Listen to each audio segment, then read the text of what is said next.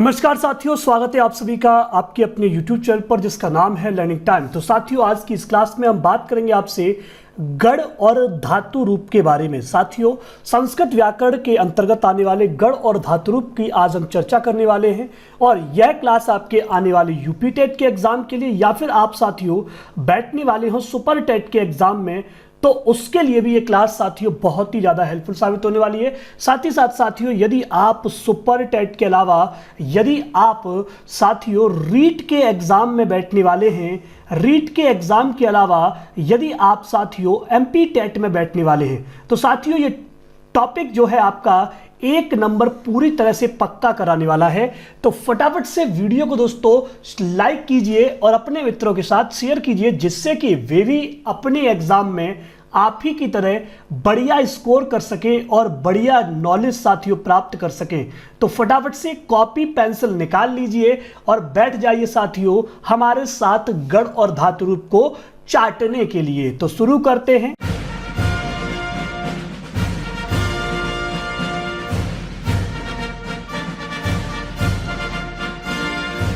जैसा कि साथियों मैंने आपसे कहा कि संस्कृत में धातु रूप जो होते हैं या गढ़ जो होते हैं एक महत्वपूर्ण टॉपिक नजर आता है, एक महत्वपूर्ण हिस्सा नजर आता है संस्कृत का। तो साथियों सबसे पहले मैं बता दूं आपको कि संस्कृत के अंतर्गत धातुओं को 10 विभागों में बांटा जाता है। किसमें साथियों?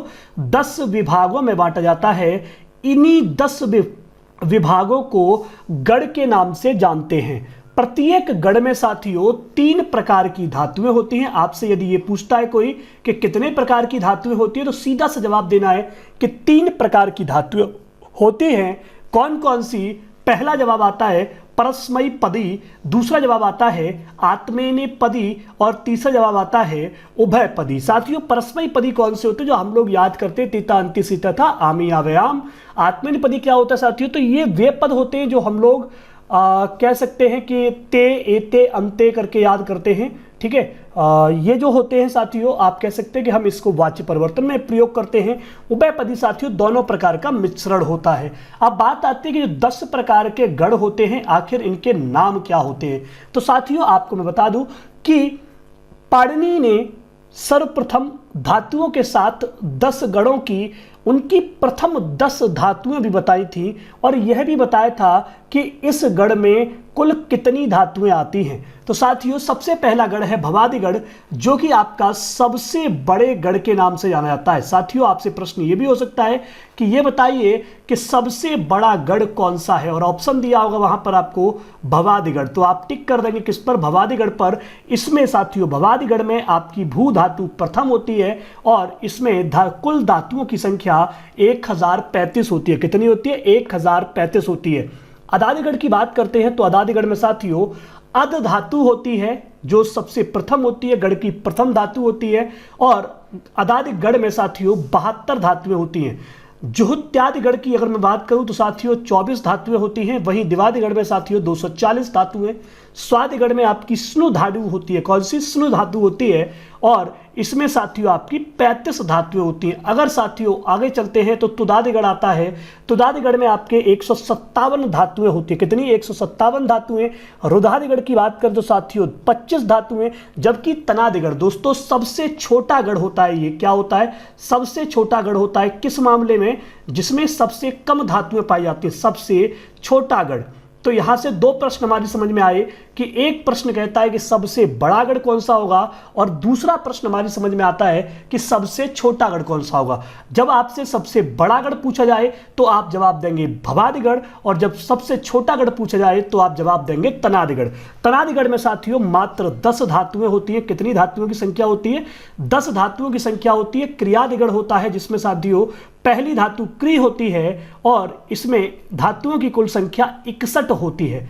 तो आपके लिए जो महत्वपूर्ण प्रश्न 3 यहां से बनते हैं, कौन कौन सा? एक प्रश्न तो आपने पढ़ा कि गढ़ कितने होते हैं, तो आप जवाब देंगे 10। दूसरा कि भवादिगढ़ सबसे बड़ा गढ़ कौन सा है, तो कह देंगे भवादिगढ़।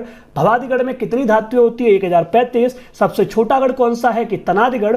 कितनी धातुएं होती है कि 10। क्रियादिगढ़ में साथियों क्रि धातु प्रथम होती है, इसमें 61 धातुएं होती हैं। जबकि चुरादिगढ़ की बात करें तो चुर धातु होती है और इसमें आपकी 411 धातुएं होती हैं। अब साथियों जो अगला प्रश्न आपके लिए बनता है वो बनता है कि काल एवं विधि के अर्थों पर, काल एवं विधि के अर्थों के आधार पर संस्कृत व्याकरण में 10 लकार पाए जाते हैं।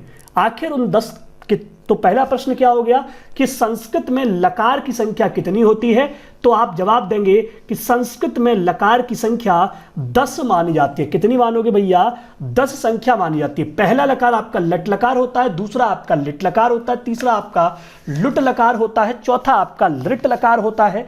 इसी प्रकार से अगर हम आगे बढ़ते हैं तो पांचवा आपका लेट लकार होता है, छठवां लोट लकार, अगला उससे लंग लकार, उससे अगला साथियों लिंग लकार, उससे आगे लुंग लकार और वो एक होता है लृंग लकार। तो अब बात आती है साथियों कि इनकी हिंदी क्या होती है। देखिए नॉर्मल यदि आपसे प्रश्न पूछे जाते हैं, ठीक है, तो एक नॉर्मल सी जो हमारी थिंकिंग रहती है, तो मैं आपको बता देता हूं कि लट लकार की हिंदी होती है वर्तमान काल, जो आपसे अक्सर प्रश्न पूछे जाते हैं जब ज्यादा अंदर नहीं घुसता है एग्जामिनर तब।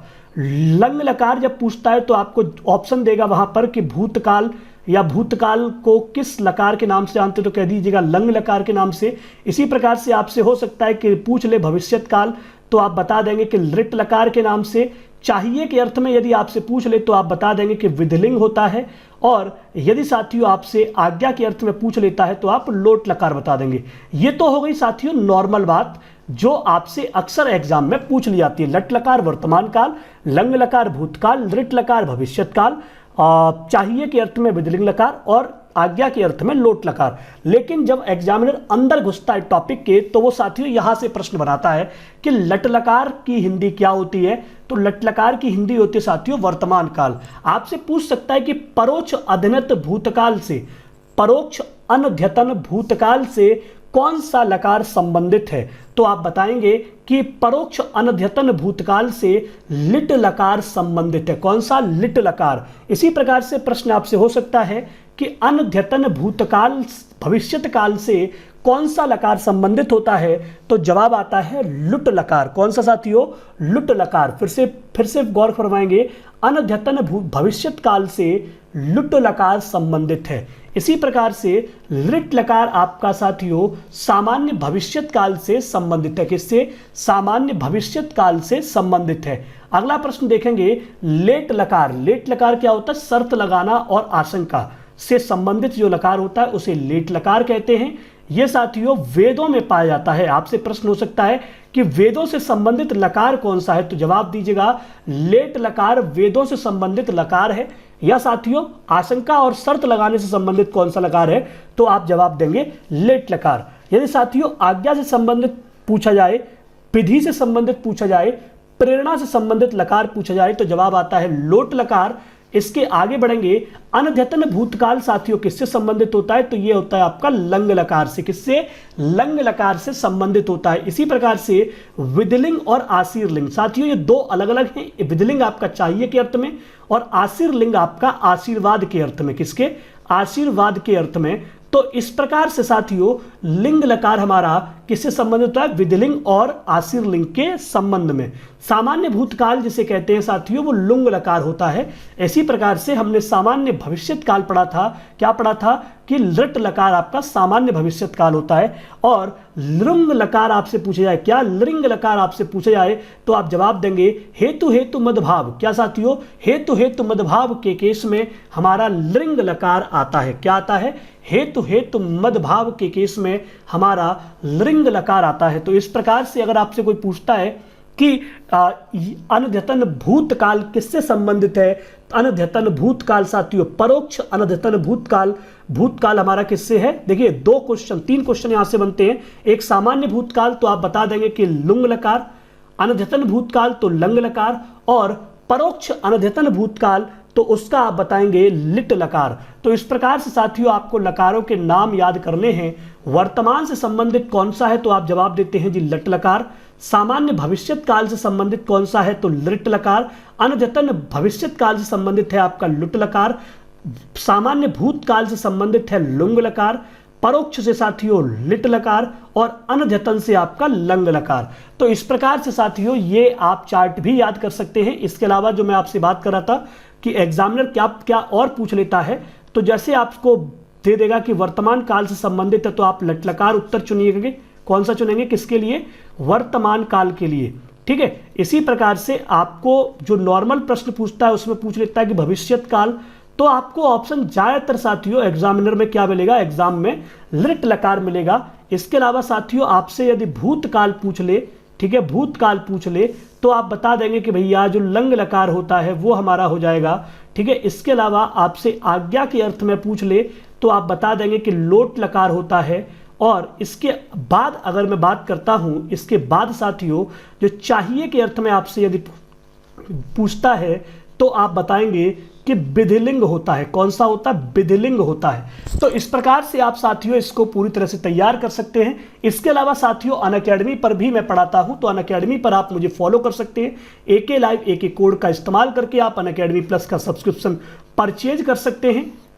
नीचे साथियों कोर्सेज के लिंक दिए हुए हैं, अभी कोर्स दिखाएंगे कौन कौन से आ रहे हैं। साथियों यदि आप कोर्स परचेज करना चाहते हैं तो आप हमारे साथ अनअकैडमी प्लस पर जुड़ करके कोर्स परचेज कर सकते हैं। और आप हमें दिए गए नंबर पर, जो नंबर आपको नीचे दिख रहा होगा, इस नंबर पर आप हमें मैसेज कर सकते हैं। प्लस सब्सक्रिप्शन के लिए ये कोर्स आपको साथियों मात्र 729 रुपए में मिलेगा, ठीक है। मेरे द्वारा यदि आप लेते हो तो आपको कॉस्ट दिख रही होगी कि 899, लेकिन ये कोर्स आपको 729 रुपए में मेरे द्वारा प्रोवाइड करवाया जाएगा। दिए गए नंबर पे आप कॉल कर सकते हैं।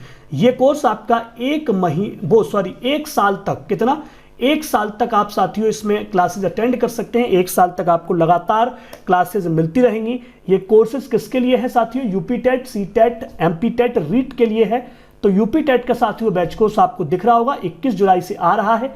तो जुड़िए हमारे साथ और पढ़िए मस्ती के साथ साथियों अनअकैडमी प्लस पर। यहाँ पर आपको अलग अलग सब्जेक्ट एजुकेटर्स के द्वारा, अलग अलग टीचर्स के द्वारा आपको कंप्लीट तैयारी कराई जाती है आपके अपने एग्जाम की, जिससे कि आप एग्जाम में बढ़िया से बढ़िया रिजल्ट ला सकें। लगातार बैच कोर्सेज आते रहते हैं। आपको संस्कृत मेरे द्वारा करवाई जाती है, हिंदी के लिए गरिमा मिश्रा मैम है, ठीक है, हिस्ट्री के लिए चंचल सर, ज्योग्राफी के लिए अभिषेक अवस्थी सर, साइंस के लिए Bhavna Agarwal ma'am, Shivam sir for CDP, Abhay Sharma for math, Dimpy ma'am for EVS, Hemant Sharma sir for English.